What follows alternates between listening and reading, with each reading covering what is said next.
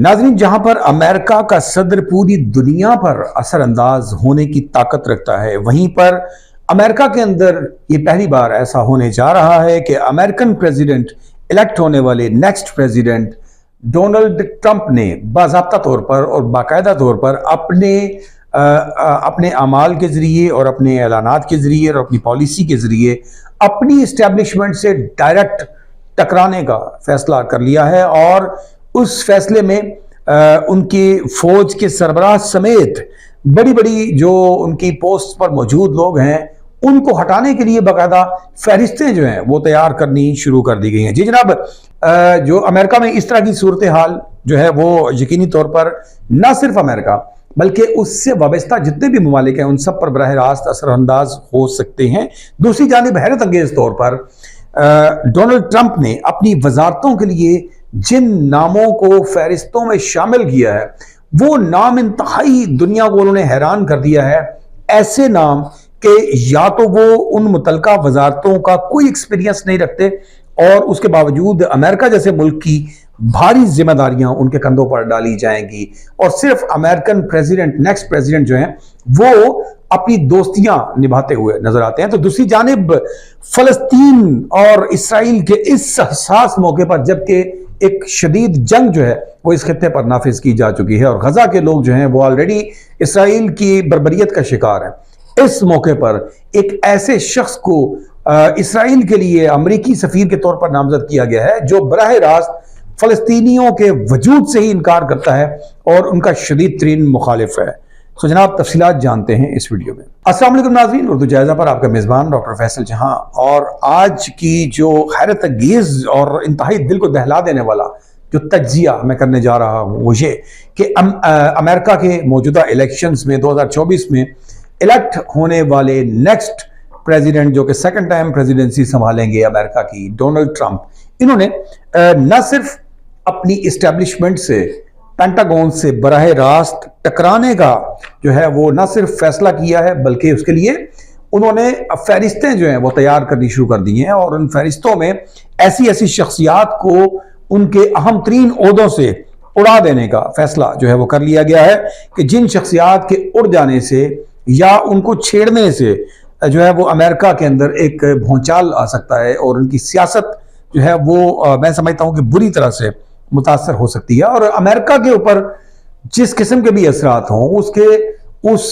जिस किस्म की भी सियासत हो या जिस तरह का भी भौचाल आए उसके असरात थर्ड वर्ल्ड कंट्रीज पर जरूर आते हैं। सो जनाब, joint chiefs of staff, chairman, vice chairman, joint chiefs of staff समेत तमाम लोगों को इनको रिमूव करने की तैयारियां कर ली गई हैं। इनको इनके ओहदों से हटाने के लिए डोनाल्ड ट्रंप ने अपनी टीम को टास्क दे दिया है कि वो उनकी फहरिस्तें तैयार करें और इनको इनके ओहदों से हटा दिया जाएगा। बर्री, बहरी और फिजाई अफवाज के नेशनल गार्ड्स के सरबराह को उड़ाने का फैसला कर लिया गया है। सो जनाब, इनके जितने मुखालिफिन डोनाल्ड ट्रंप के इस वक्त अहम तरीन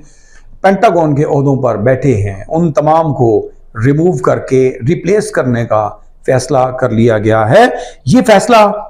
क्यों किया गया है, इस फैसले के पीछे क्या ऐसी वजूहात हैं? जी जनाब, इस टकराव का ऐलान डोनाल्ड ट्रंप अपनी इंतखाबी मुहिम के दौरान 12 दफा मुख्तलिफ तकारीर में कर चुके हैं और उनका ये कहना था कि वो ये काम करेंगे और वो अपने दिफाई इदारों पर ऑलरेडी अपनी स्पीचेस में ठीक ठाक उन पर तनकीद जो है वो कर चुके हैं। उस तनकीद में एक इल्ज़ाम जिस शख्सियत पर डोनाल्ड ट्रंप लगाते हैं वो इल्ज़ाम जिन पर लगता है वो शख्सियत भी जो है वो बड़ी जो है वो मार्क मिली एक शख्सियत हैं जो कि साबका इनके चीफ ऑफ स्टाफ हैं, इनकी फौज को संभाले रखा उन्होंने और उनके मार्क मिली के जो तैनात करदा या मार्क मिली ने जिन अफसरों को तरक्कियां दी या अपने बड़े ओहदों पर फौज के ओहदों पर लाकर बिठाया तो उन तमाम लोगों को जो है वो उनके तैनात करदा लोगों को, उनके करीबी साथियों को डोनाल्ड ट्रंप ने उनकी अहम जो ओहदे हैं उनसे हटाने का फैसला किया है और उसके लिए फहरिस्तें जो हैं वो मुरतब की गई हैं। बॉब वुड की किताब वॉर के अंदर مارک میلی جو ہیں ان کے حوالے سے یہ بات لکھی گئی ہے کہ پریزیڈنٹ ڈونلڈ ٹرمپ جو ہے وہ ایک مارک میلی کے مطابق فاشسٹ لیڈر ہیں اور یہ الفاظ جو ہیں ان کو ریفر کر رہے ہیں جناب مارک میلی. سو جناب ایسی صورتحال میں ایک فاشسٹ نے پھر اب جواب دینے کا فیصلہ کیا ہے اور یہ فیصلہ جو ہے وہ انتہائی میں سمجھتا ہوں کہ بھونچال پیدا کرے گا امریکہ کی سیاست میں. اچھا اس بھونچال سے یا اسٹیبلشمنٹ اور پینٹاگون سے نمٹنے کے لیے یا ان سے مقابلہ کرنے کے لیے یا ان کو ہٹانے کے لیے ظاہر ہے کہ آپ کو قریبی ساتھیوں کی ایک کیبنٹ چاہیے, ایک وزیروں پر مشتمل ایک اچھا سا پورا ایک بکے آپ کو تیار کرنا ہوگا پریزیڈنٹ آف امریکہ کو. تو اس کے لیے جو فہرستیں سامنے آئی ہیں جن کو وزارتیں دینے کا اعلان کیا گیا ہے یا ان کو مختلف وزارتیں جو ہے وہ تجویز کی گئی ہیں, وہ وزارتوں پر لائے جانے والے افراد پر امریکن میڈیا پر بہت شدید تنقید جو ہے وہ سامنے آ رہی ہے. یعنی کہ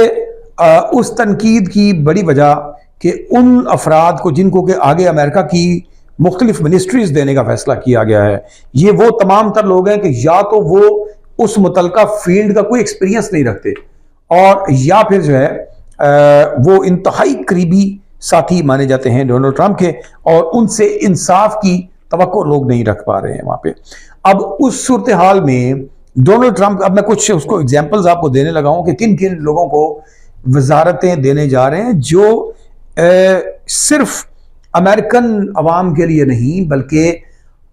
مسلم امہ کے لیے بھی پریشانی کا سبب بن سکتی ہے یہ بات. جی جناب, ریاست آرکنسا کے گورنر ٹی وی ہوسٹ بھی ہیں, سابق صدارتی امیدوار بھی رہے ہیں جی, مائک ہوکابی کو جو ہے وہ اسرائیل میں امریکی سفیر کے طور پر نامزد کرنے کے لیے فہرست میں ان کا نام شامل کیا گیا ہے. امریکی سفیر اسرائیل میں, یہ ذہن میں رکھیے گا. مائک ہوکابی کا اگر ہم ماضی اٹھا کے دیکھتے ہیں ایک ٹی وی ہوسٹ کی حیثیت سے, تو ان کے الفاظ ہیں کہ فلسطینی نام کی کوئی شے ہے ہی نہیں. جی جناب, فلسطین کے بارے میں ان کے فلسطینیوں کے وجود کو ہی وہ ماننے سے انکار کرنے والے مائک ہوکابی کو اسرائیل میں امریکن سفیر کے طور پر جو ہے وہ نامزد کیا گیا, جو کہ انتہائی تشویشناک بات ہے پوری امت مسلمہ کے لیے, فلسطین کے لیے, خاص طور پر غزہ کے مسلمانوں کے لیے جو آلریڈی اسرائیل کے ظلم اور بربریت کا شکار ہے. اس کا مطلب ہے کہ جو ایک واضح اشارہ دیتی ہے یہ بات کہ نیکسٹ آنے والی جو امریکن گورنمنٹ ہے اس کی پالیسی میں اسرائیل اور فلسطین کے اندر صرف اور صرف کنفلکٹ ہے, تصادم ہے اور وہاں پر خرابی پیدا کرنے کا عنصر جو ہے وہ واضح نظر آ رہا ہے, جو کہ انتہائی تکلیف دہ ہو سکتا ہے مسلمانوں کے لیے. تو ایسی شخصیت کو وہاں پر بطور سفیر اگر لایا جاتا ہے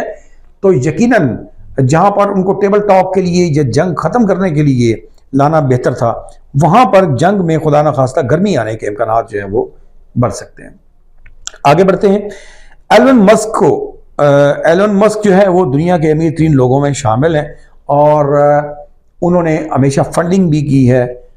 ڈونلڈ ٹرمپ کی الیکشن کیمپینز کو, اور ان کے ساتھ اچھا ایک تعلق جو ہے وہ ہمیشہ ان کا رہا ہے. ان کو گورنمنٹل ایفیشنسی یعنی حکومتی جو پرفارمنس ہے, کارکردگی ہے, اس کا وزیر بنانے کا فیصلہ جو ہے وہ کیا گیا ہے, فہرست میں ان کا نام شامل ہے. جبکہ حکومتی پرفارمنس کے حوالے سے یا حکومتی اقدامات کے حوالے سے یا حکومت کے جو مختلف میٹرز ہیں ان میں ایلن مسک کا کسی قسم کا کوئی ایکسپیرینس نہیں ہے. جی جناب, اسی طرح وزارت دفاع پر جو ہے وہ ہیکسٹ کو لانے کا فیصلہ کیا گیا. پیٹ ہیگسیت جو ہے یہ بھی ایک ٹی وی اینکر ہیں, نیوز اینکر ہیں, اور ان کے ساتھ بھی ان کو وزارت دفاع کے اوپر لایا جا رہا ہے, جو کہ بالکل امریکن اس وقت جو میڈیا ہے وہ اس بات کے اوپر بھڑک اٹھا ہے کہ یہ نہ تو کبھی کسی فوج میں رہے ہیں, نہ ان کا کوئی سائبر سیکیورٹی کے حوالے سے یا کسی بھی سیکیورٹی کے حوالے سے کسی قسم کا کوئی ایکسپیرینس ان کا نہیں ہے. تو یہ ملک کی دفاع اور ان کو صرف ایک آپ یہ کہہ سکتے ہیں کہ یہ قریبی ساتھیوں میں سے ہیں اور ہمیشہ اپنی جتنی بھی جو ان کا کیمپینز ہوتی ہیں اس میں یہ انہوں نے ہمیشہ ساتھ دیا ہے ڈونلڈ ٹرمپ کا۔ اچھا، کرسٹی نوٹم ایک فیمیل گورنر ساؤتھ ڈیکوٹا، وزارت داخلی و سلامتی انٹرنل جو ہم کی انٹیریئر منسٹری ہے، یہ دینے کا ان کو فیصلہ کیا گیا ہے۔ اس کا بھی ان کے پاس کسی قسم کا کوئی ایکسپیرینس نہیں ہے۔ تو جناب ان ایکسپیرینسڈ ناتجربہ کار لوگوں کو اتنے بڑے بڑے عہدے جو ہیں وہ دینے کا جو فیصلہ ہے، اس کے اوپر بھی امریکن میڈیا جو ہے وہ انتہائی گرم نظر آتا ہے اور اس کو بالکل بھی اچھے فیصلے قرار نہیں دے رہا ہے۔ ایک اور جو کہ بڑا ایک ایسا ادارہ ہے جو کہ پوری دنیا میں اپنی روٹس رکھتا ہے، دیٹس دا CIA، اور اس کی CIA کی سربراہی کے لیے نیشنل انٹیلیجنس کے سابق سربراہ جان ریڈکلف کو جو ہے وہ لانے کا فیصلہ کیا گیا ہے،